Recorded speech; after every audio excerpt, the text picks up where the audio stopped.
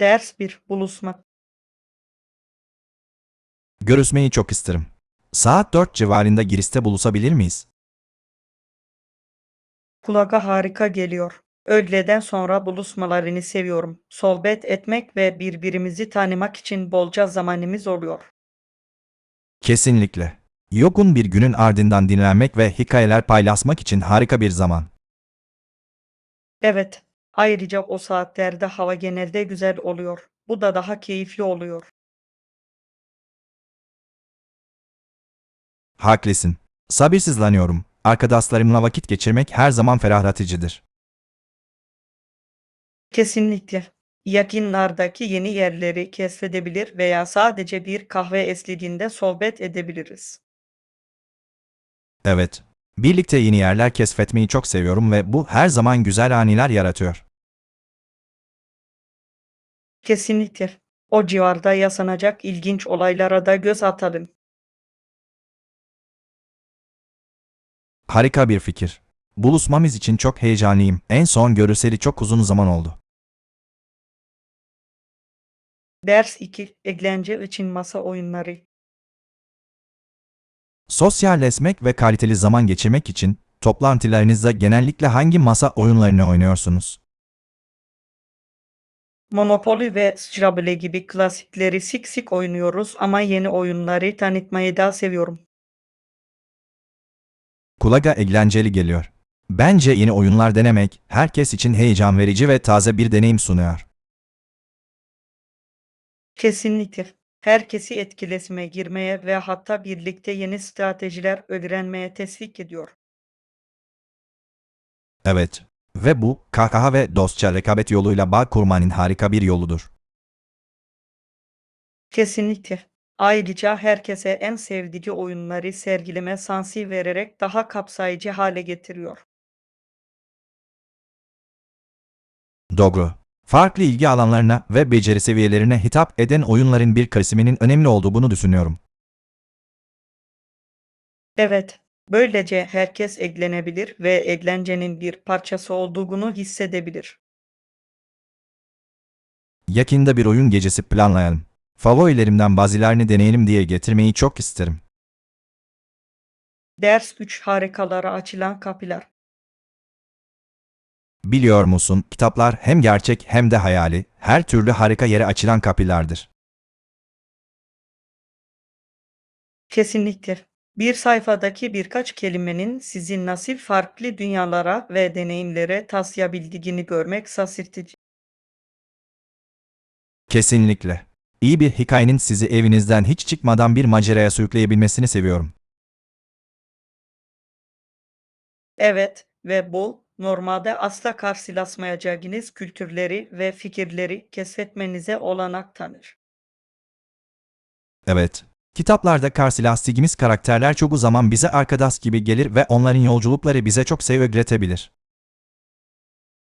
Kesinlikle. Kurguların gerçeği nasıl yansıtabildiği ve kendi hayatlarımızı daha iyi anlamanıza nasıl yardımcı olabildiği büyüleyici. Ve bunun güzelliği, herkesin hikayeleri farklı yorumlaması ve materyalle benzersiz bağlantılar kurmasıdır. Evet, tartışmaları ateşleyebilen ve dostlukları derinleştirebilen ortak bir deneyim gibi. Kesinlikle katılıyorum. Kitapların, paylaşılan hikayeler aracılığıyla insanları bir araya getirme gücü gerçekten var. Ders 4. Sporlarda amatör ruh. Zira spor alanındaki işbirlikleri özünde saf bir amatörlükken, günümüzde ticari amaçlı olarak düzenlenen olimpiyatlar çok farklı görünüyor. Evet, rekabetin özünün yıllar içinde nasıl değiştiği ve daha çok ticarileşmeye odaklandığı ilginç. Kesinlikle. Orijinal ruh, sadece madalya ve sponsorluk kazanmaktan ziyade, spor olan tutku ve sevgiyle ilgiliydi. Haklısınız. Bu, sporcuların artık bireylerden ziyade markalar olarak görülmesiyle büyük bir tezat oluşturuyor. Evet, sporcuları başlangıçta yarışmaya motive eden değerleri hatırlamak önemlidir. Kesinlikle.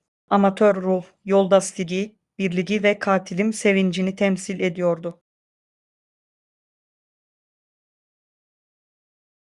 Ve bu değerler, günümüz spor dünyasının ticari baskılarına rağmen kutlanmaya devam etmelidir. Evet, bu sporun özünün sadece ödüllerde değil, rekabetin verdiği mutluluk da yatiginin bir hatırlatıcısı. Umarım o ruhu ve oyun sevgisini geri getirebiliriz. Ders 5. Enerjik kalma. Gün boyunca enerjik kalmayı nasıl başarıyorsun? Bazen odaklanmayı sürdürmekte zorlanıyorum. Sabahları kan dolaşımını hızlandırmak için çoğunlukla esneme hareketleri yapıyorum. Ardından hafif koşu ve birkaç set sınav çekiyorum. Harika bir rutin gibi görünüyor. Gününüze enerjik başlamanıza ve enerjinizi yüksek tutmanıza gerçekten yardımcı olmalı. Kesinlikle. Fiziksel aktivite enerji seviyemi artırıyor ve önümdeki güne yönelik zihnimi temizlememe yardımcı oluyor. Evet. Sabah rutinime daha fazla hareket katmalıyım. Kulağa ferahlatıcı geliyor. Kesinlikle. Kısa süreli egzersizler bile kendinizi nasıl hissettiğinizde önemli bir fark yaratabilir. Doğru. Önemli olan sizin için en iyi olanı bulup bunu sürekli bir alışkanlık haline getirmek. Kesinlikle. Ayrıca günün geri kalanı için olumlu bir hava yaratmanın harika bir yoludur. Bunu denemeye ilham aldım. Verimliliğimi artırmanın basit ama etkili bir yolu gibi görünüyor. Ders 6. Ulaşım ipuçları. Trenle seyahat etmeyi planlıyorsanız bana verebileceğiniz bir tavsiye var mı? Elbette. Öncelikle son dakika stresini yaşamamak için biletlerinizi önceden ayırtmayı unutmayın. Harika bir ipucu. Fiyatların rezervasyon yaptığınız zamana bağlı olarak önemli ölçüde değişebildiğini duydum. Kesinlikle. Ayrıca seyahat planlarınızın önceden hazır olduğunu bilmek size gönül rahatlığı sağlar. Tamam. Peki ya tren istasyonuna nasıl gidilir? Önerileriniz var mı? Beklenmedik gecikmelere karşı erken yola çıkmayı unutmayın. Acele etmektense erken gitmek daha iyidir. Mantıklı. Son dakika panik yaşamamak için bunu kesinlikle aklımda tutacağım. Evet, ve trene bindiğinizde manzaranın tadını çıkarın. Oldukça rahatlatıcı olabilir. Kesinlikle. Seyahat ederken manzaranın değişmesini izlemeyi seviyorum. Yolculuğun bir parçası bu. Ders 7. Yerlilerle etkileşim. Seyahat etmek, yerel halkla etkileşim kurmanıza olanak tanır ve bence bu, deneyimin en güzel yanlarından biridir. Kesinlikle. Bu etkileşimler bir yerin kültürü ve yaşam tarzı hakkında çok zengin içgörüler saklayabilir. Evet. Memleketleriyle ilgili sorular sormak çoğu zaman büyüleyici hikayelere ve bakış açılarına yol açar. Kesinlikle. Orada her gün yaşayan birinden ne kadar çok şey öğrenebileceğiniz şaşırtıcı.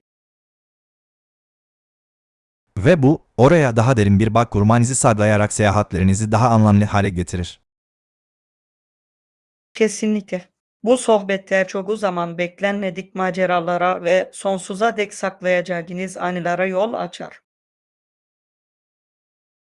Haklısınız. Ayrıca, yerel halk size rehber kitaplarda bulamayacağınız gizli hazineleri önerebilir. Evet, sadece yerlilerin bildiği otantik restoranları veya turistik yerleri keşfetmeyi seviyorum. Bir sonraki seyahatimizi sabırsızlıkla bekliyorum. Yerel halkla etkileşime geçip onlardan bir şeyler öğrenelim. Ders 8. Esansiyel yakların kullanımı. Henüz değil. Nasıl çalışıyor? Esansiyel yağların refahı artırmak için kullanıldığını duydum. Evet, büyüleyici. Esansiyel yağlar aromaterapi, masaj ve hatta cilt bakımı gibi çeşitli şekillerde kullanılabilir. Kesinlikle. Farklı yağların ruh hali ve sağlık üzerindeki etkilerini merak ediyorum. Harika. Örneğin lavanta sakinleştirici özellikleriyle bilinirken turunçgil yapıları enerjiyi ve pozitifliği artırabilir. Kulağa da ilginç geliyor. Farklı yağlar ve faydaları hakkında daha fazla bilgi edinmeyi çok isterim. Kesinlikle. Bunları etkili bir şekilde nasıl kullanacağınızı anlamanıza yardımcı olacak pek çok kaynak mevcut. Evet. Esansiyel yağları rutinime dahil etmenin genel refahimi artırabileceğini düşünüyorum. Kesinlikle. Vücudunuzu ve zihninizi desteklemenin doğal bir yoludur ve eğlenceli bir kesif olabilir. Esansiyel yağlar dünyasına yolculuğuma başlamaktan heyecan duyuyorum. Ders 9: Temel ifadeleri öğrenme. Endişelenmeyin. Temel ifadeleri öğrenmeye başlamak ve günlük pratik yapmak, dil becerilerinizde önemli bir fark yaratabilir. Evet, kesinlikle katılıyorum. Tutarlılık çok önemli ve küçük günlük pratikler bile zamanla önemli ilerlemelere yol açabilir. Kesinlikle. Önemli olan etkili iletişim kurmanızı sağlayacak güçlü bir temel oluşturmaktır. Ve bu ifadeleri gerçek konuşmalarda kullanmak öğrendiklerinizi pekiştirmenize yardımcı olur. Kesinlikle. Günlük durumlarda dili kullanarak ne kadar çabuk özgüven kazanabileceğiniz şaşırtıcı. Evet. Ayrıca başkalarıyla bağlantı kurma ve kendinizi kültüre kaptırma fırsatları da sunar. Daha fazla pratik yapmaya başlamak için sabırsızlanıyorum. Yeni bir dili öğrenmek ve iletişim kurmak ödüllendirici bir duygu. Kesinlikle. Birbirimizi cesaretlendirmeye ve öğrenme yolculuğumuzda ipuçları paylaşmaya karar verelim. Harika bir plan. Birlikte öğrenmeyi eğlenceli ve zenginleştirici bir deneyime dönüştürebiliriz. Ders 10: Oy hakkı. Demokratik seçimlerde oy kullanma hakkı hakkında düşünmek büyüleyici. Özellikle de bazı erkeklerin sadece yoksul oldukları veya ırksal bir azınlığa mensup oldukları için bu haktan mahrum bırakıldığı düşünüldüğü günde. Evet, bu eşitlik ve temsil mücadelelerini gözler önüne seren tarihin önemli bir parçası. Böylesine temel bir hak gayresinin nasıl kısıtlandığı şaşırtıcı. Kesinlikle. Finansal statünün veya ilkin bir kişinin demokrasiye katılım yeteneğini belirleyebileceği fikri son derece rahatsız edici. Ve bu durum herkes için eşit hakların sağlanmasından ne kadar yol kat ettiğimiz ve daha ne kadar yol kat etmemiz gerektiği konusunda önemli soruları gündeme getiriyor. Kesinlikle. Oy hakkı mücadelesinin devam ettiğini ve sürekli teyakkuz gerektirdiğini unutmamak çok önemlidir. Evet, bugün hala birçok insan engellerle karşılaşıyor ve ötekileştirilenlerin haklarını savunmak bizim sorumluluğumuz. Doğru. Bu konularda eğitim ve farkındalık daha fazla insanın haklarını savunmasını sağlayabilir. Kesinlikle. Bireyler haklarını anladıklarında değişim talep etme ve demokratik sürece katılma olasılıkları daha yüksek olur. Bu, herkesin sesini duyurma ve duyulma fırsatına sahip olduğu durumlarda demokrasinin geliştiğine dair güçlü bir hatırlatmadır. Ders 11: Çalışma ipuçları. Çalışma alışkanlıklarımı geliştirmenin yollarını arıyorum. Paylaşabileceğiniz ipuçları var mı? Kulağa faydalı geliyor. Deneyeceğim. Önemli bir strateji, çalışma seansları sırasında mola vermektir. Evet, mantıklı. Çok uzun süre ara vermeden çalışırsanız, bunalma ihtimaliniz çok yüksektir. Kesinlikle. Kısa molalar, çalışmaya geri döndüğünüzde zihninizi yenilemenize ve odaklanmanızı geliştirmenize yardımcı olabilir. Bunu kesinlikle rutinime dahil etmeliyim. Akıllıca bir yaklaşım gibi geliyor. Evet, beyninize dinlenme fırsatı verdiğinizde bilgileri daha iyi hatırladığınızı göreceksiniz. Evet. Molalarınızda yaptığınız özel aktiviteler var mı? Gerinmeyi veya kısa bir yürüyüş yapmayı seviyorum. Bu zihnimi temizlememe ve bir sonraki seans için bana enerji vermeme yardımcı oluyor. Harika bir fikir. Ben de molalarımda biraz hareket etmeye çalışacağım. Ders 12 olası erişilebilirliği. Gezimiz için ulaşım seçeneklerini düşünüyordum. Müzeye ve parka ulaşım kolay mı? Evet, öyle. Her iki lokasyonda da mükemmel toplu taşıma bağlantıları var. Bu da etrafta dolaşmayı kolaylaştırıyor. Bu rahatlatıcı. Park etme derdinden kurtulmak için toplu taşımayı tercih ediyorum. Kesinlikle. Hem daha rahat oluyor hem de şehri yerlisi gibi deneyimleme fırsatı buluyorsunuz. Evet. Üstelik çevre dostu, bu da bir artı. Kesinlikle. Birçok şehir daha fazla ziyaretçiyi ağırlayabilmek için toplu taşıma sistemlerini iyileştiriyor. Trafiğin stresinden uzak, keşfetmenin heyecanını yaşıyorum. Evet, toplu taşımayı kullanıp yol boyunca manzaranın tadını çıkarmak için bir plan yapalım. Kesinlikle. Şehrin ulaşım olanaklarını keşfetmek baslı basına bir macera olacak. Ders 13 çevrimiçi güvenlik. İnternette gezinirken kimlik avi dolandırıcılıklarına ve şüpheli bağlantılara karşı dikkatli olmak önemlidir. Evet, özellikle e-postalarda tuhaf görünen herhangi bir şeye tıklamadan önce iki kez kontrol etmeliyiz. Kesinlikle. Bazı dolandırıcılıkların ne kadar karmaşık olabildiğini ve bunlara kanmanın ne kadar kolay olduğunu görmek şaşırtıcı. Kesinlikle. Kaynağı doğrulamak için bir dakikanızı ayırmanız, daha sonra yaşayacağınız birçok sorunu önleyebilir. Haklısınız. Ben her zaman mesuliyet belirtileri ararım. Örneğin doğru e-posta adresleri ve dil bilgisi gibi. Evet, ayrıca şüpheli faaliyetleri işaretleyebilen bir güvenlik yazılımı kullanmak da faydalıdır. Kesinlikle. En son dolandırıcılık yöntemleri hakkında bilgi sahibi olmak da kendimizi korumak açısından çok önemli. Kesinlikle. Potansiyel tehditler hakkında bilgi paylaşmak, başkalarının da güvende kalmasına yardımcı olabilir. Bunu tartıştığımıza sevindim. Bu, dijital dünyada yol almanın önemli bir yönü. Ders 14 uzak ada. Bu küçücük adanın Yeni Gine'den 4000 kilometreden fazla uzakta olduğunu biliyor muydunuz? Ne kadar izole bir yer olduğunu hayal bile edemezsiniz. Evet, bu mesafe, oranın ne kadar eşsiz ve ücra olduğunu gerçekten gözler önüne seriyor. Oradaki hayatın nasıl olduğunu merak ediyorum. Kesinlikle.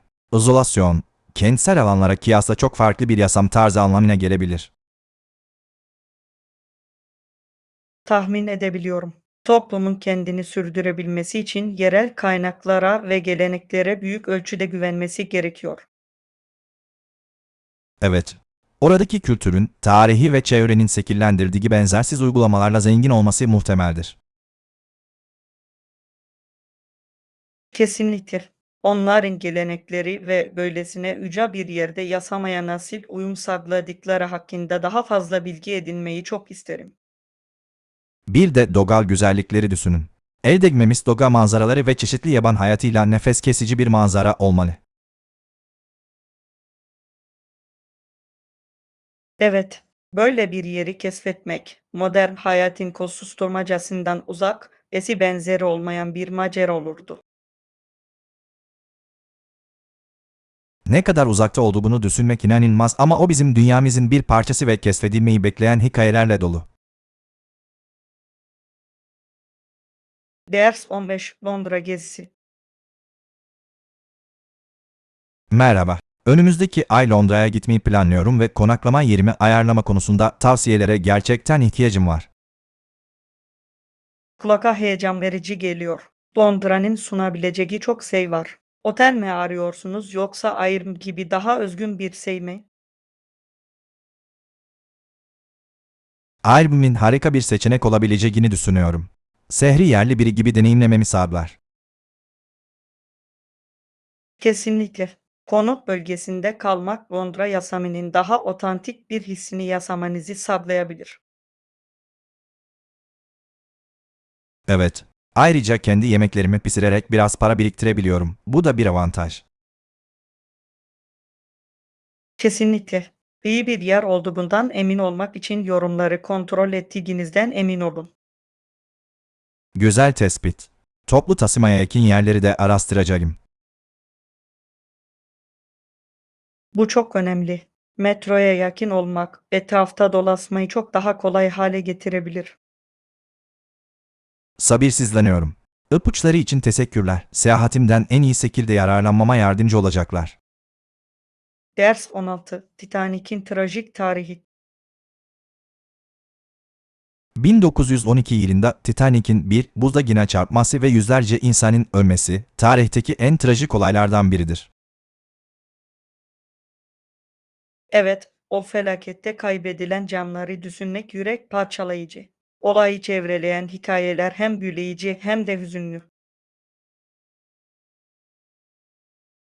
Kesinlikle. Titanic'in batmaz bir gemi olarak görülmesi, trajediyi daha da dokunaklı kılıyor. Kesinlikle. İnsan kibrinin ve doğanın beklenmedik güçlerinin çarpıcı bir hatırlatıcısı. Ve sonrasında deniz güvenliği düzenlemelerinde önemli değişiklikler yapıldı ki bu da gerekli bir tepkiydi. Evet, güvenlik önlemlerinin önemini ve daha iyi acil durum protokollerine olan ihtiyacı vurguladı. Böyle bir felaketin gelecekteki gezginleri koruyacak gelişmelere nasıl yol açabildiği ilginçtir. Kesinlikle. Titanic, denizcilik tarihinde hem yeniliğin hem de trajedinin güçlü bir öyküsü olmaya devam ediyor. Bu olayları hatırlamanın önemli olduğunu düşünüyorum. Çünkü bunlar denizdeki güvenlik ve sorumluluk anlayışımızı şekillendiriyor. Ders 17. Ford'un kararı. Ford, güvenliğe olan bağlılığını göstermek için araç basına $11 daha eklemeye karar verdi. Evet, sorunun çözümünün maliyetini olası sonuçlarla nasıl karşılaştırdıkları ilginç. Kesinlikle.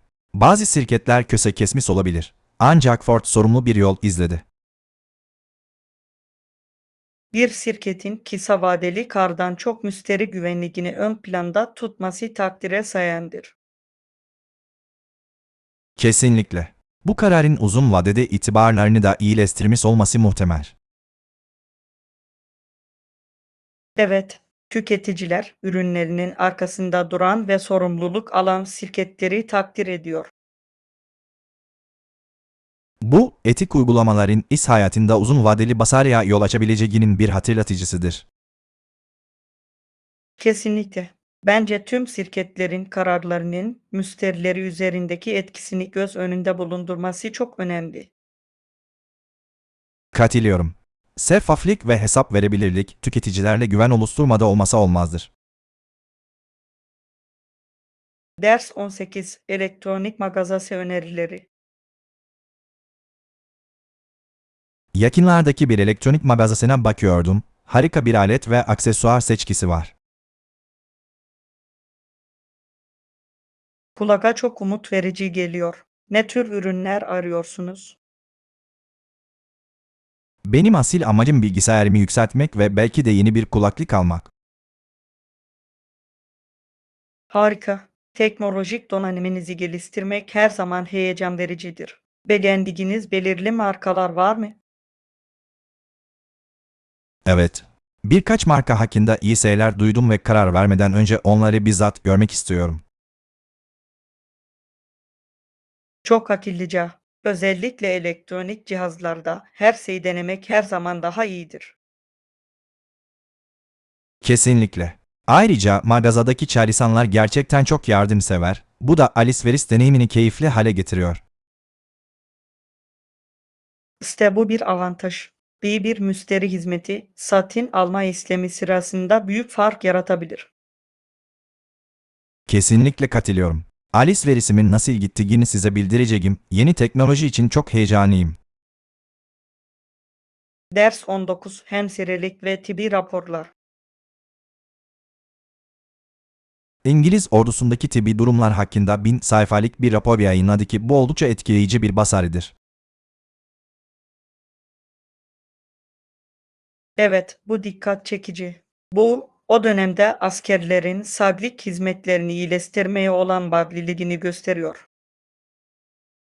Kesinlikle. Kapsamlı araştırmaları değerli içgörüler sağlamış ve önemli reformlara yol açmış olmalı. Kesinlikle. Hemşirelik üzerine birkaç kitap yazması, bu alanda ilerlemeye olan bağlılığını ortaya koyuyor. Bilgisini tip alanında daha iyi koşullar ve uygulamalar için nasıl kullandığı ilham verici. Evet, çalışmaları muhtemelen birçok sağlık politikasını etkilemiş ve gelecek nesiller için standartlar belirlemiştir. Bu, tek bir bireyin tüm bir meslek üzerinde ne kadar etkili olabileceğinin güçlü bir hatırlatıcısı. Kesinlikle. Mirası bugün de hemşirelere ve tıp uzmanlarına ilham vermeye devam ediyor. Sabık alanında öncülerin katkılarını takdir etmeyin ve kutlamanın çok önemli olduğunu düşünüyorum. Ders 20. Gelecek nesiller için sürdürülebilir faydalar. Torunları, bu faydaların onlar için çok önemli olduğu için, bu faydaların onlar için de sürdürülebilmesi için gerekli reformlar yaptığımızı biliyorlar. Evet, gelecek nesillerin bizim için çok çalışarak elde ettiğimiz avantajlardan yararlanabilmesini sağlamak hayatı önem taşıyor. Kesinlikle. İstikrarlı ve müreffeh bir gelecek yaratmak için uzun vadeli planlama şarttır. Ve bu sadece kendimize değil, bizden sonra gelecek olanlara karşı da sorumluluğumuzu yansıtır. Kesinlikle. Gelecek nesillerin refahını destekleyen bir miras inşa etmekle ilgili. Evet, reformların sürdürülebilir olmasını sağlamak, ilgili herkesin işbirliği ve bağlılığını gerektirir. Bugün attığımız adımların yarın üzerinde kalıcı bir etki yaratabileceğini düşünmek ilham verici. Kesinlikle. Hem mevcut hem de gelecek nesillerin ihtiyaçlarını önceliklendiren politikaları savunmaya devam edelim. Katılıyorum. Hep birlikte miras alacaklarımız için daha iyi bir dünya yaratabiliriz. Ders 21. Net hedefler ve etkili uyum. Kesinlikle. Net hedeflere sahip olmak, çabalarımızı etkili bir şekilde uyumlu hale getirmemize ve hedeflerimize doğru ilerlememize yardımcı olacaktır. Evet, odaklanmış ve motive kalabilmek için neyi hedeflediğimizi bilmek önemlidir. Kesinlikle. Hedeflerimiz iyi tanımlandığında, ilerlememizi takip etmek ve gerekli ayarlamaları yapmak daha kolay hale gelir. Ayrıca herkesin paylaşılan hedeflere ulaşmadaki rolünü anlaması sayesinde ekip çalışması teşvik edilir. Doğru. Bizi ileriye taşıyacak bir amaç ve yön duygusu yaratır. Kesinlikle. Ayrıca yol boyunca önemli noktaları kutlamak morali yüksek tutar ve olumlu bir atmosfer yaratır. Evet. Motivasyonu korumak için ne kadar küçük olursa olsun başarıları takdir etmek önemlidir. Kesinlikle. Net hedefler vizyonumuzu başkalarına iletmemizi de kolaylaştırır. Kesinlikle katılıyorum. Önemli olan herkesin birlikte takip edebileceği bir yol haritası oluşturmak. Ders 22 Dünya çapında futbol.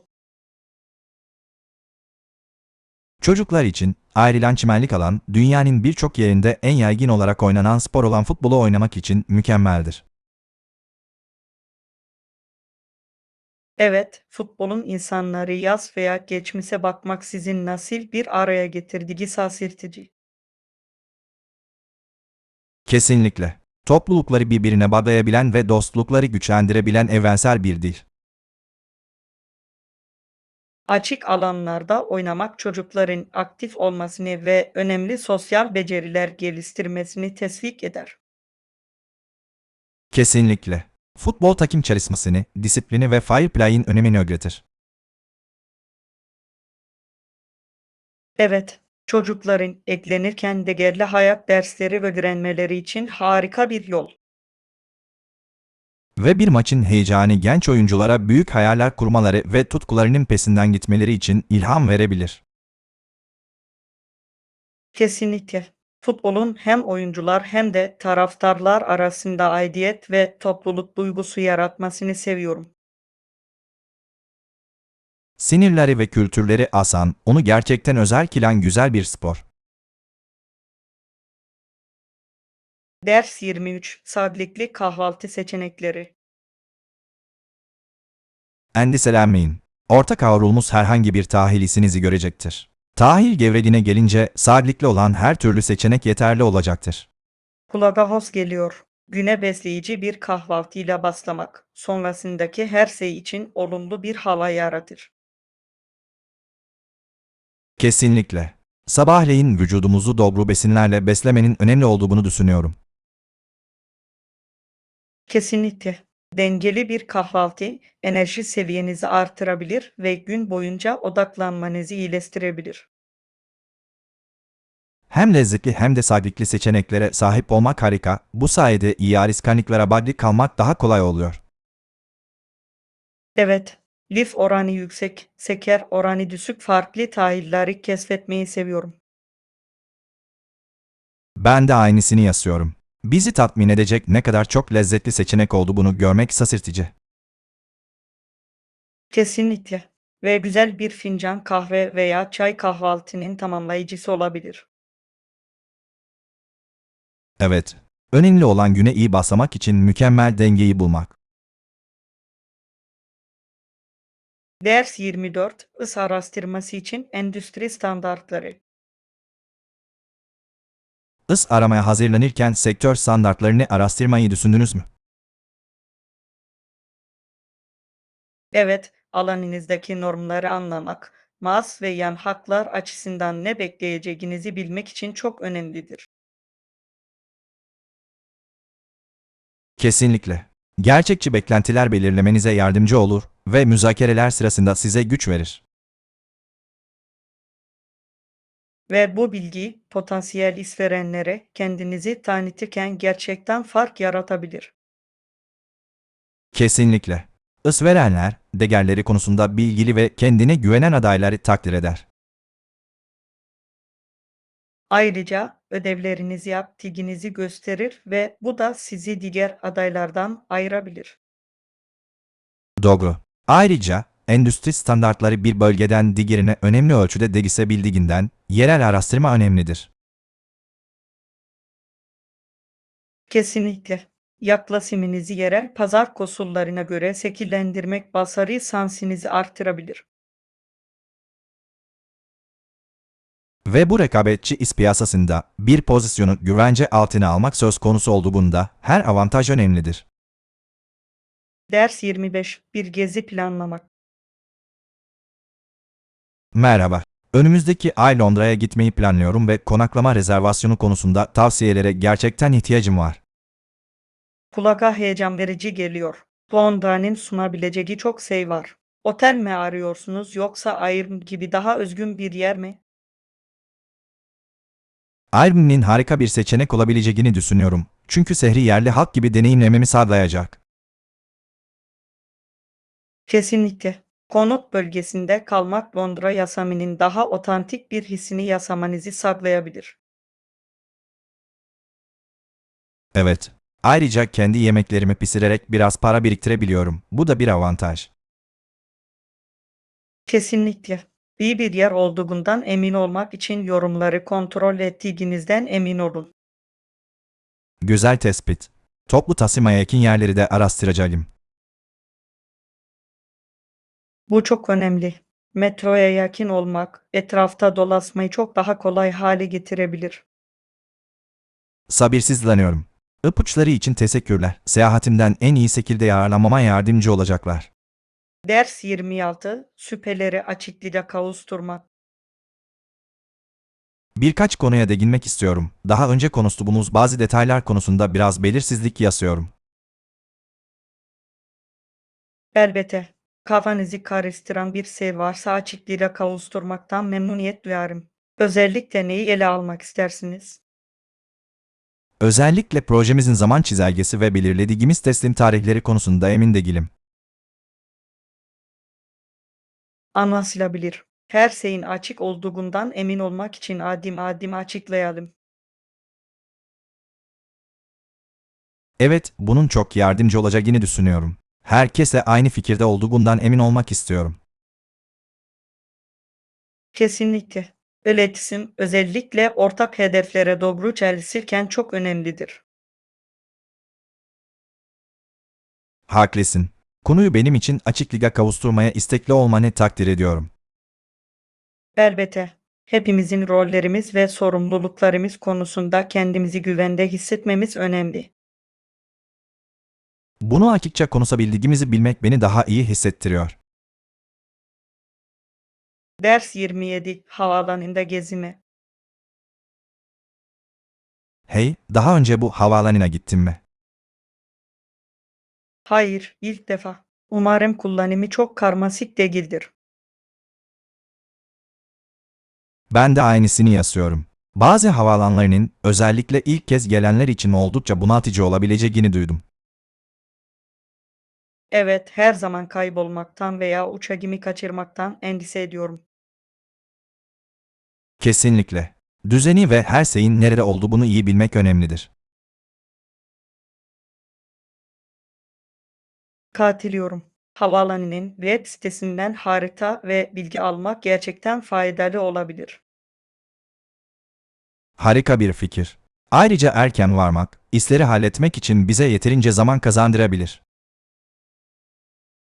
Evet, güvenlikten aceleyle geçmek yerine rahatlamak için ekstra zamana sahip olmayı tercih ederim. Elbette. Bol vakitli bir şekilde varmak için plan yapalım. Ders 28, renkli takım elbiseler. Su muhteşem renkli takımlar harika görünüyor. Ama bedenleri konusunda emin değilim. Evet, gerçekten de dikkat çekiyorlar. Böyle cesur moda seçimlerini görmek her zaman eğlenceli. Kesinlikle. Ancak doğru bedeni bulmak, özellikle de bu kadar özgün stillerde zor olabilir. Evet, karar vermeden önce onları deneyip nasıl hissettirdiklerini görmek önemlidir. Katılıyorum. Bazen markalar arasında bedenler farklılık gösterebiliyor. O yüzden kontrol etmekte fayda var. Kesinlikle. Ve üzerinize tam oturan bir takım elbise, kendinizi nasıl hissettiğiniz ve nasıl göründüğünüz konusunda büyük bir fark Haklısın. yaratabilir. Giydiğim şeylerde kendimi güvende ve rahat hissetmek istiyorum. Kesinlikle. Tarzınızı öne çıkaran mükemmel uyumu bulalım. Bazı seçenekleri denemek için heyecanlıyım. Doğru seçeneği bulmandaki desteğiniz için teşekkür ederim.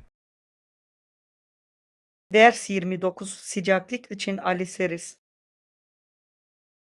Bu kez ekstra sıcaklık için online mağazalara da göz atmayı düşündünüz mü? Evet, bu akıllıca bir fikir. Çevrimiçi alışveriş, özellikle kistik ürünlerde daha geniş bir seçenek yelpazesi sunabilir. Kesinlikle. Ayrıca birçok online perakendecide, özellikle soğuk aylarda harika indirimler oluyor. Evet, sıcak ceketler ve rahat kazaklarda fırsat bulmayı seviyorum. Ve evden alışverişi yapmanın kolaylığı da çok büyük bir avantaj. Kesinlikle. Hem zamandan tasarruf sağlar hem de fiyatları kolayca karşılaştırmanızı sağlar. Tamam. Mağazalara gitmeden önce mutlaka internetten kontrol edeceğim. Harika bir plan. Karşılaştığımız harika keşifler hakkında birbirimizi bilgilendirelim. Kesinlikle. Bu kez bütçemi zorlamadan sıcak kalmayı dört gözle bekliyorum. Ders 30 Sadıklı seçimler. Beslenmeme daha çok meyve ve sebze içeren ürünler eklemeyi düşünüyorum. Harika. Ben de aynısını yapmalıyım. Fast food'u seviyorum ama daha sağlıklı seçeneklere ihtiyacım olduğunu biliyorum. Evet. Sağlıklı kalmak için fast food'u besleyici öğünlerle dengelemek çok önemlidir. Kesinlikle. Taze meyve ve sebzeler vücudumuzun ihtiyaç duyduğu temel vitamin ve mineralleri saklar. Kesinlikle. Evde yemek hazırlamanın daha iyi seçimler yapmamıza yardımcı olabileceğini düşünüyorum. Evet, farklı malzemeler ve tatlarla denemeler yapmanın eğlenceli bir yolu. Çeşitli ürünleri içeren yeni tarifleri denemek için heyecanlıyım. Ben de birbirimizi motive etmek için en sevdiğimiz sağlıklı tarifleri ve fikirleri paylaşalım. Harika bir fikir. Birlikte sağlıklı beslenmeyi keyifli ve lezzetli hale getirebiliriz. Ders 31 Beceriksizliğin üstesinden gelmek. Bazen beceriksizliğimden dolayı onu sevmediğime inandığını düşünüyorum. Bunun onun için ne kadar sinir bozucu olabileceğini anlayabiliyorum. Kazalar olduğunda kolay olmuyor. Kesinlikle. Bunları yapmayı planlamıyorum. Özümde sakar bir insanım sadece.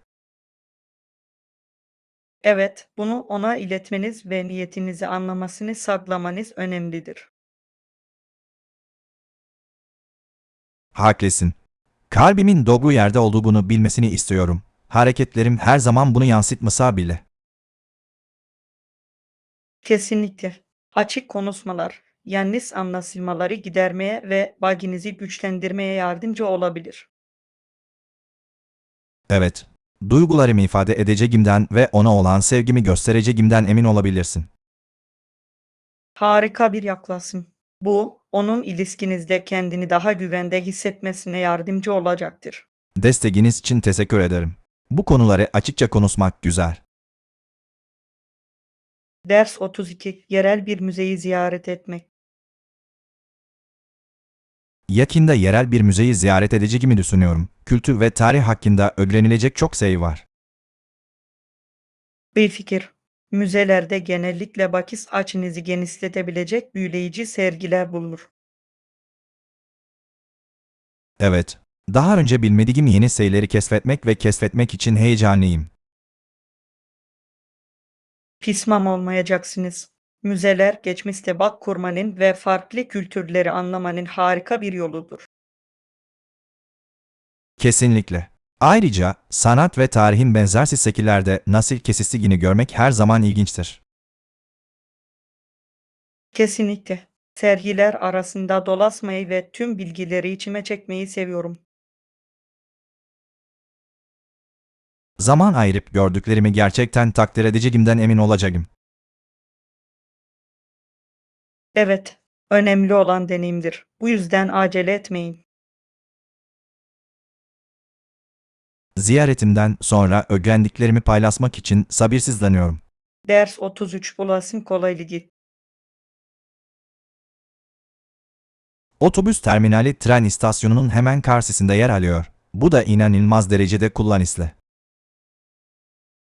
Evet, bu özellikle farklı ulaşım araçları arasında geçiş yapmanız gerektiğinde seyahat etmeyi çok daha kolay hale getiriyor.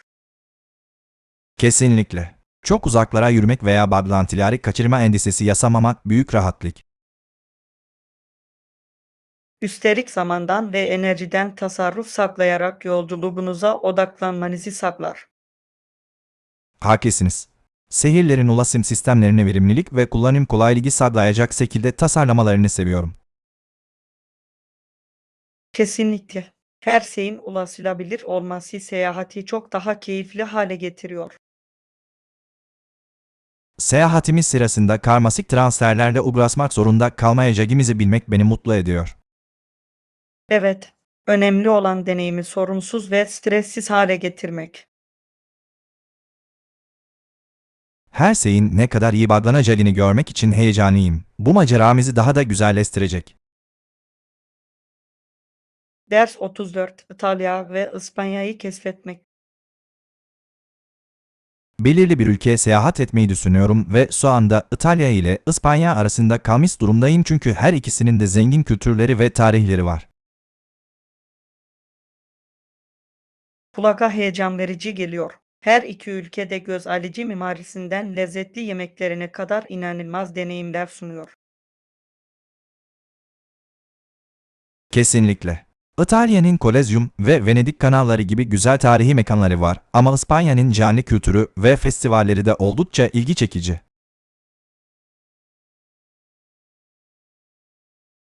Evet, ve yemekleri de unutmayalım. İtalyan makarnaları meşhurdur.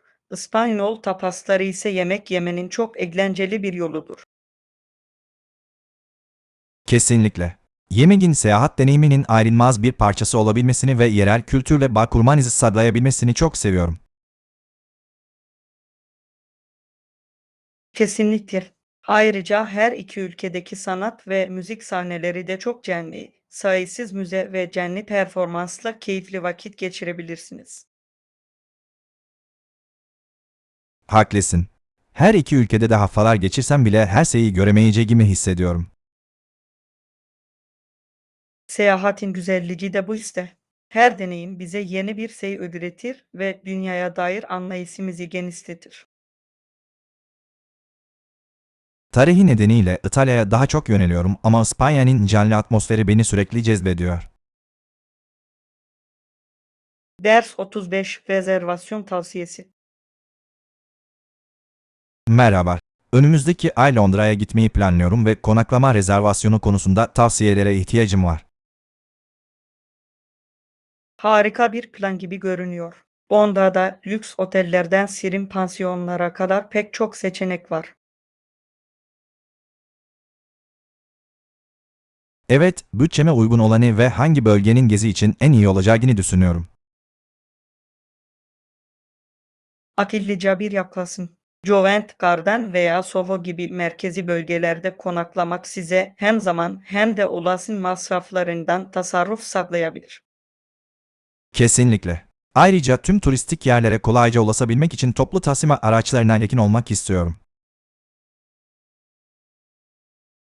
Evet, metroya yakın olmak şart. Şehirde dolaşmayı çok daha kolay hale getiriyor. Ayrıca iyi müşteri hizmetlerine sahip bir yer bulmak için yorumları da kontrol ediyorum. Bu gerçekten fark yaratabilir. Kesinlikle. İyi bir hizmet tüm deneyiminizi zenginleştirebilir ve konaklamanızı daha keyifli hale getirebilir. İpuçlarını takdir ediyorum. O bölgelere bakmaya başlayacağım ve neler bulabileceğime bakacağım. Ders 36: Günlük rutin.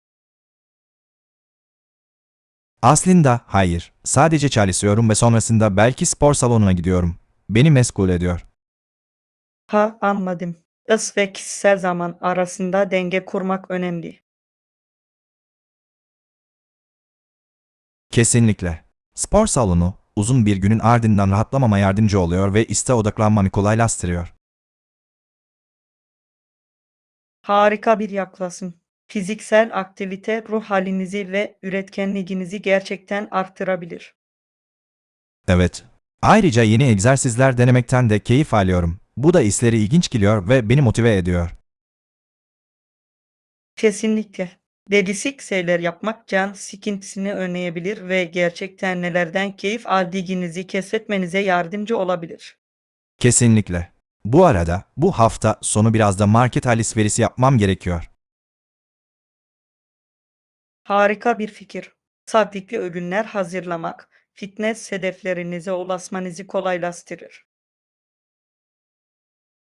Evet. Haftalık öğünlerimi planlayarak ihtiyacım olan her şeye sahip olduğumdan emin olmayı seviyorum. Ders 37 Kariyer seçimleri.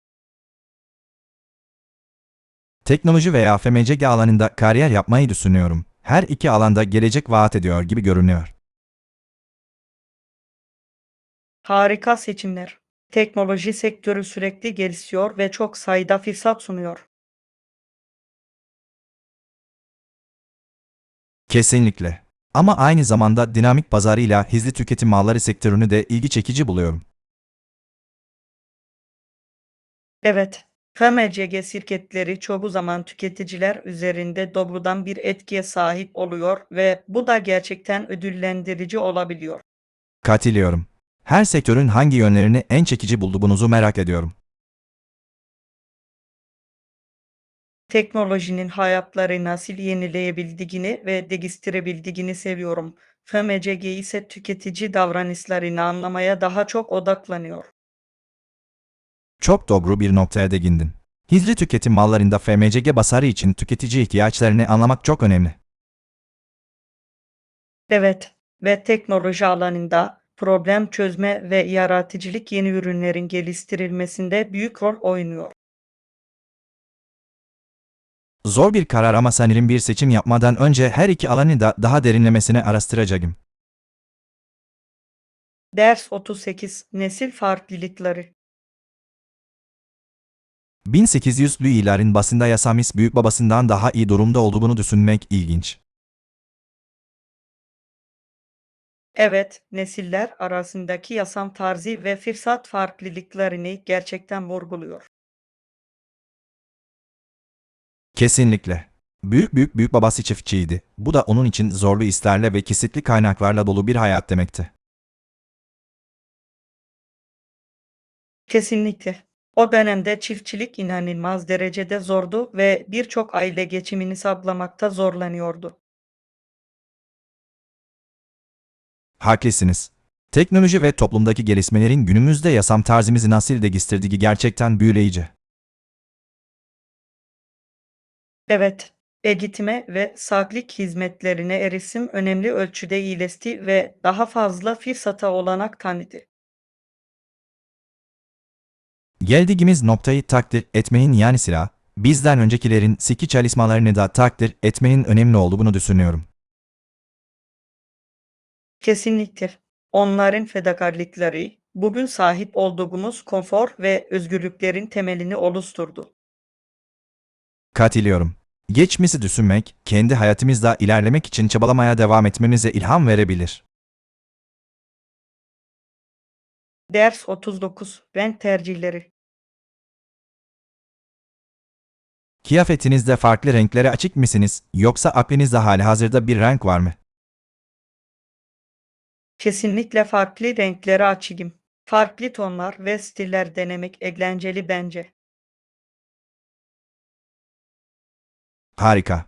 Renkler kişiliğimiz ve ruh halimiz hakkında çok şey ifade edebilir. Kesinlikle. Bazı renklerin bana kendimi daha özgüvenli veya neşeli hissettirmesini seviyorum. Kesinlikle. Renk seçimlerimizin duygularımızı ve tutumlarımızı nasıl yansıtabildiği gerçekten büyüleyici. Evet, canlı renklere yönelme eğilimindeyim ama aynı zamanda nötr tonların zarafetini de takdir ediyorum. Mantıklı. İkisinin iyi bir karışımı, her duruma uygun çok yönlü bir gardırop oluşturabilir. Kesinlikle. Bence önemli olan kendinizi rahat ve şık hissetmenizi sağlayacak doğru dengeyi bulmak. Kesinlikle katılıyorum. Gelin birlikte birkaç seçeneği inceleyelim. Bir arkadaşla alışverişe çıkmak her zaman eğlencelidir. Ders 40 Moda seçimleri. O mağazada ne tarz kıyafetler var? Son trendleri merak ediyorum. Hem şık hem de rahat trend stilleri tercih ediyorum. Bu yüzden genellikle bunu yansıtan mağazaları kontrol ediyorum. Kulağa harika geliyor. Sadece güzel görünmekle kalmayıp aynı zamanda giyildiğinde de iyi hissettiren kıyafetler bulmak çok önemli. Kesinlikle. Hem özgürce hareket etmemi sağlayan hem de dikkat çeken kıyafetleri seviyorum. Evet. Ve moda trendlerinin zaman içinde nasıl evrildiğini ve keşfedilecek yeni stiller sunduğunu görmek heyecan verici. Kesinlikle. Benzersiz görünümler yaratmak için farklı parçaları karıştırıp eşleştirmeyi seviyorum. Harika bir yaklaşım. Tarzınızı kişiselleştirmek, öne çıkmanızı ve kendinize güvenmenizi sağlayabilir. Kesinlikle. Moda eğlenceli olmalı ve kim olduğunuzu ifade etmenin bir yolu olmalı. Kesinlikle katılıyorum. Yakında birlikte alışverişe çıkalım. Yeni stiller keşfetmek çok keyifli olacak. Ders 41. Güvenlik mevduatları. Odadaki değerli eşyalarınızı ne yapıyorsunuz? Onları güvende tutmak konusunda her zaman endişeleniyorum. Otelimizde emanet kasaları bu nedenle var. Gönül rahatlığınızı sağlamanın harika bir yolu. Bu kulağa rahatlatıcı geliyor. Değerli eşyalarınızın güvende olduğunu bilmek, seyahat deneyiminizi gerçekten geliştirebilir. Kesinlikle. Pasaport ve ekstra nakit gibi önemli eşyalarım için her zaman emanet kasasını kullanırım. Evet. Kesif gezileriniz sırasında olası hırsızlık veya kayıpları önlemenin akıllıca bir yoludur. Haklısınız. Ve bu çok kullanışlı. Eşyalarım konusunda sürekli endişelenmeden seyahatimin tadını çıkarabiliyorum. Bir sonraki seyahatimde bunu kesinlikle hatırlayacağım. Basit ama etkili bir çözüm. Evet, sadece anahtarı aldığınızdan ve kodu hatırladığınızdan emin olun. En önemli kısım bu. Yapacağım.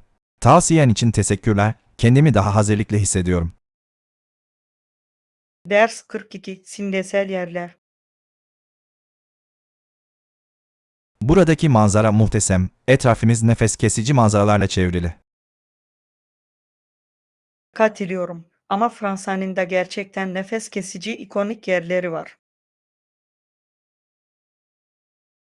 Kesinlikle. Eiffel Kulesi ve Louvre Müzesi keşfedebileceğiniz birçok muhteşem yerden sadece ikisi. Evet, her simge yapının kendine özgü bir hikayesi ve tarihi vardır ve bu da güzelliğine derinlik katar. Kesinlikle. Mimarinin bir yerin kültürünü ve ruhunu ne kadar iyi yansıtabildiği şaşırtıcı. Kesinlikle. Tarihi yerleri gezmeyi ve daha önce orada yürüyenlerin hayatlarını hayal etmeyi çok seviyorum. Evet. Her ziyaret, sanki zamanda geriye gidiyormuşuz gibi hissettiriyor ve dünyaya dair anlayışımızı zenginleştiriyor. Kesinlikle. Fransa'nın üzüm bağlarından dağlara uzanan manzaraları da bir o kadar büyüleyici. Bir sonraki seyahatimde hem şehrin simge yapılarını hem de doğal güzelliklerini keşfetmek için sabırsızlanıyorum. Ders 43. Model yapımı. Maket yapmayı takdir eden biriyle tanışmak büyüleyici bir şey. Bu, büyük bir yaratıcılık ve sabır göstergesi. Evet, gerçekten öyle. Model yapımı detaylara dikkat etmeyi ve sanatkarlığa tutku duymayı gerektirir.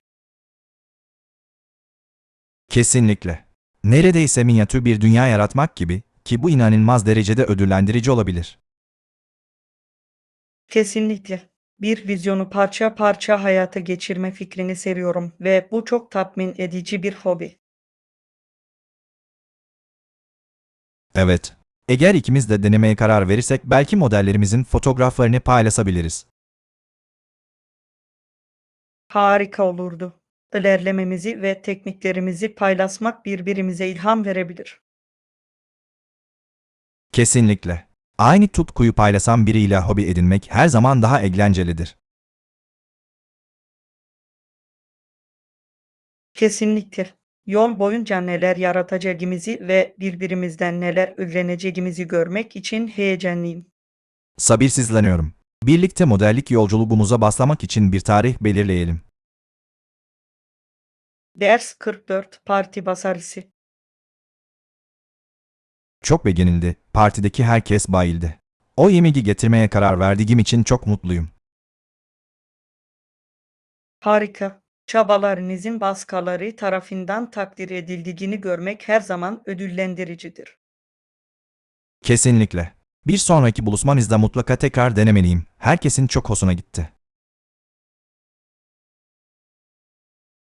Evet, misafirlerinizi etkileyeceğini bildiğiniz hazır bir tarifinizin olması harika. Kesinlikle. Ayrıca arkadaşlarım için yemek yapmayı seviyorum. Bak kurmanın harika bir yolu gibi geliyor.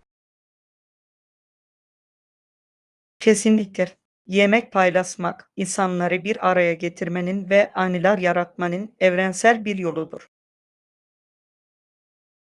Kesinlikle katılıyorum. Bir dahaki sefere herkesin tadına bakabilmesi için daha büyük bir miktar hazırlayacağım. Harika bir fikir. Belki bir sonraki buluşmamızda birkaç farklı yemek üzerinde birlikte çalışabiliriz. Evet. Herkesin hayran kalacağı muhteşem bir sunum hazırlamak için bir araya gelmeyi çok isterim. Ders 45 yüksek puanlar. Bu restoranın puanının yüksek olduğunu duydum. İnsanlar burayı çok seviyor gibi görünüyor. Evet, bunu duymak güzel. Yorumlar, dışarıda yemek yerken seçeneklerimizi daraltmamıza gerçekten yardımcı olabilir. Kesinlikle. Ama merak ediyorum, bütçemize uygun mu? Harika bir soru. Bütçenizi zorlamadan güzel bir yemeğin tadını çıkarmak önemli. Kesinlikle. Bence önce internetten menülerine bakıp fiyatların makul olup olmadığına bakmalıyız. Evet, böylece yolculuğa çıkmadan önce gidip değmeyeceğine karar verebiliriz. Özellikle çok tavsiye edilen yerleri denemek için heyecanlanıyorum. Ben de farklı mutfakları ve atmosferleri deneyimlemek her zaman keyiflidir. Sürprizlerle karşılaşmadan yemeğin tadını doyasıya çıkarabilmek için önceden planlama yapalım. Ders 46 bedenlerimizle bağlantı kurmak. Evet, fiziksel aktivitenin kendi bedenimizle bağlantı kurmamıza ne kadar yardımcı olduğu bu şaşırtıcı. Kesinlikle. Hareket etmek, fiziksel ve duygusal olarak nasıl hissettiğimize odaklanmamızı sağlar. Haklısınız. Bu, vücudumuzun neler başarabileceğini hatırlatan, güçlendirici bir şey. Kesinlikle. İster yoga, ister koşu, ister dans olsun, her aktivite kendimizi ifade etmenin benzersiz bir yolunu sunar. Ve vücudumuza ve onun her gün bizim için yaptıklarına karşı daha derin bir takdir duygusu geliştirir. Evet, ayrıca harika bir stres giderici de olabilir. Hayatımızda denge bulmamıza yardımcı olabilir. Katılıyorum. Özellikle hızlı tempolu dünyamızda bu bağlantıya öncelik vermek çok önemli. Kesinlikle. Bu bağı beslememize yardımcı olacak aktiviteler bulmaya kendimizi adayalım. Evet. Birlikte aktif kalmanın ve kendimizle bağlantıda kalmanın farklı yollarını keşfedebiliriz. Ders 47 Akademik baskı. Bazen stres ve hayal kırıklığı bunaltıcı olabiliyor. Öncelikle, çalıştığımız üniversitenin daha üretken olmamız yönünde üzerimizde baskı var. Evet, çok iyi anlıyorum. Beklentiler o kadar yüksek olabiliyor ki her şeyi yönetmek zor olabiliyor. Kesinlikle. Sanki sürekli olarak son teslim tarihlerine ve hedeflere yetişmek için zamanla yarışıyormuşuz gibi hissediyoruz. Kesinlikle. Araştırma, öğretim ve kişisel yaşam arasında denge kurmak gerçekten zor olabilir. Haklısınız. Çok çalışmama rağmen yeterince şey yapıp yapmadığımı sık sık sorguluyorum. Evet, bu şekilde hisseden tek kişinin biz olmadığımızı hatırlamak önemli. Birçok meslektaşımız da aynı zorlukları paylaşıyor. Doğru. Deneyimleri paylaşmak, bu baskının bir kısmını hafifletmeye ve destek sağlamaya yardımcı olabilir. Kesinlikle. Birbirimizle düzenli olarak iletişime geçip zorluklarımızı paylaşmayı bir noktaya getirelim. Bu fikri beğendim. Stresli zamanlarda bir destek sistemine sahip olmak çok önemli. Ders 48. Güneş ışığına maruz kalma. Güneş ısığından maksimum düzeyde faydalanmak için harika bir fikir. Ruh halimiz ve sağlığımız için çok faydalı olabilir. Kesinlikle. Güneş ışığı uyku döngülerimizi düzenlemeye yardımcı olur ve D vitamini seviyemizi artırır. Evet. Açık havada vakit geçirdiğimde kendimi çok daha mutlu ve enerjik hissettiğimi fark ettim. Kesinlikle. Güneş ışığı gibi basit bir şeyin refahimiz üzerinde bu kadar derin bir etkiye sahip olabilmesi şaşırtıcı. Ve bu durum özellikle güneşli günlerde açık hava aktivitelerine daha fazla öncelik vermemi sağlıyor. Kesinlikle. Güneşin tadını birlikte çıkarmak için yürüyüşler veya piknikler planlayalım. Bu fikri çok beğendim. Doganın içinde olup güneşin tadını çıkarmak harika bir fikir. Evet, güneşin tadını çıkarırken cildimizi korumak için güneş kremi kullanmayı unutmayalım. Kesinlikle. Önemli olan güneşin tadını çıkarmak ve güvende kalmak arasında dengeyi bulmak. Ders 49. Çocukluk anıları.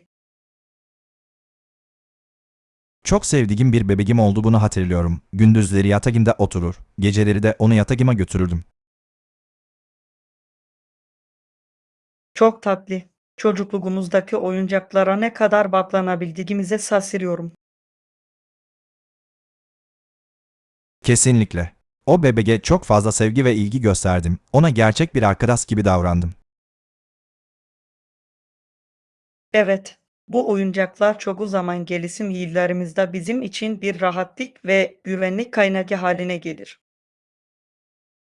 Bence bu kadar çok ani ve duyguyu bizde nasıl barındırabildiklerini görmek büyüleyici. Kesinlikle. Her çizik veya iz maceraların ve yaratıcı oyunların hikayesini anlatır. Evet, çocukluğun ne kadar değerli olduğunu, masumiyetini ve yaratıcılığını hatırlatan birisi. Kesinlikle. Bugün yeni anılar yaratırken o anılara tutunalım. Bu fikri çok beğendim. Geçmişimizi korurken geleceğe bakmak önemli. Ders 50. Fiyatlandırma kararları. Hizmetlerimiz için daha düşük bir fiyat öneriyoruz. Ancak bu fiyat yine de beklediğimizden yüksek. Evet, ilginç bir durum. Maliyetlerimizi karşılarken rekabetçi kalmamız önemli. Kesinlikle. Kendimizi piyasadan dışlamadan, sunduğumuz değeri yansıtan bir denge bulmanız gerekiyor. Kesinlikle. Önemli olan bu değeri müşterilerimize etkili bir şekilde iletmek. Haklısınız. Hizmetlerimizin faydalarını gösterebilirsek, müşteriler biraz daha fazla ödeme yapmaya istekli olabilir. Evet, fiyatlarımızı neden belirlediğimiz konusunda şeffaf olmak, müşterilerimize güven oluşturmamıza yardımcı olabilir. Müşterilerimizin geri bildirimlerini de dinlemenin, online ihtiyaçlarını karşıladığımızdan emin olmak için çok önemli olduğunu düşünüyorum. Kesinlikle. Bu fiyatlandırma stratejimiz hakkında bilinçli kararlar almamıza rehberlik edebilir. Doğru yaklaşımla bunu lehimize çevirebileceğimize dair iyimserim.